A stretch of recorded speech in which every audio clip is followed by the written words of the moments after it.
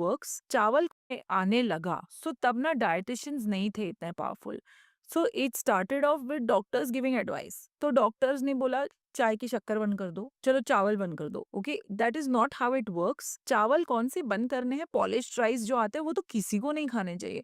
You start feeling sleepy, बहुत गंदी सी sugar surge होती है, फिर वो नीचे आके again you hungry in no time. मैं नहीं बोल रही हूँ ब्राउन राइस खाओ, बट अनपॉलिश्ड राइस खाओ जो हम सालों से खाते आ रहे हैं। इनफैक्ट इडली डोसे भी वो अनपॉलिश्ड राइस से बहुत बढ़िया बनते हैं। It's the whole texture, the fibre. So I am okay with complex carbohydrates, जैसे कि नाचनी की रोटी खा ली, अब नहीं पसंद है तो everyone at home should do this के गेहूं के आटे में ना थोड़ा सा ओट्स का आटा मिक्स कर दिया, फाइबर कंटेंट बढ़ गई, तो तुम्हारी blood sugars will stay stable. So जैसे मैंने कहा, हम मैंगो खाते हैं, मैंगो एंड वाटरमेलन खाने का भी एक तरीका होता है। हमेशा हम लोग नाश्ते के बाद खाएंगे या डिनर के बाद फ्रूट खाएंगे। Fruit is suppose to be in the middle. Okay, it is not suppose to be a post post meal dessert.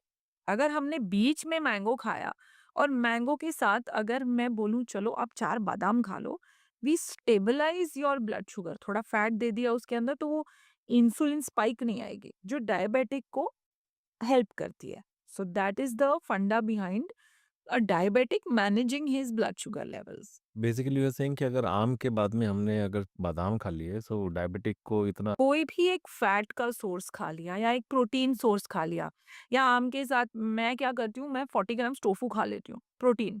So then you are sorted, you will not have that entire issue of your sugar raising and all. और पता है आजकल लोग बहुत sugar patch पहनने लगे हैं और अपनी मैनेज करने लगे। I mean I don't know why, because उसका हेल्थ पे कोई इम्पैक्ट तो है नहीं। अगेन एक मार्केटिंग गिमिक है, आपको मिल गया आपको एक। और आजकल ना सबको पता नहीं मोबाइल से खेलने का बहुत शौक है, तो एक और ट्रैकर मिल गया हमें लाइफ में, correct? So I feel that poha खाने से शुगर बढ़ने ही वाली है, लाइक सर्ज आने ही वाला है। तो इसीलिए हमारे पोहा सुपर पोहा है, पावर पोहा है। सुपर पोहा में वेजिटेबल्स है, पावर पोहा में स्प्राउट्स है। तो एनीवे हमको पता है कि ब्लड शुगर नीचे आएगी। बट ये मैं जो रील्स देखती हूँ ना, उसमें एक रील में मैंने देखा ढोकला से खाया तो शुगर बढ़ गई। I was like why would he tell this to anyone? कल से ना ढोकला विल बिकम विलन, जबकि वो स्टीम्ड है, वो सही सही चल रहा है। कोई ढोकला अकेले खाएगा नहीं। देखना कभी ढोकला अकेले सर्व होता है डिनर में या स्नैक में। It is served with a lot of other things. मतलब ढोकले को बर्बाद कर दिया हमने। पोहा खाया, मेरा शुगर बढ़ गया। अरे बढ़ेगा ही, इट्स कम्स।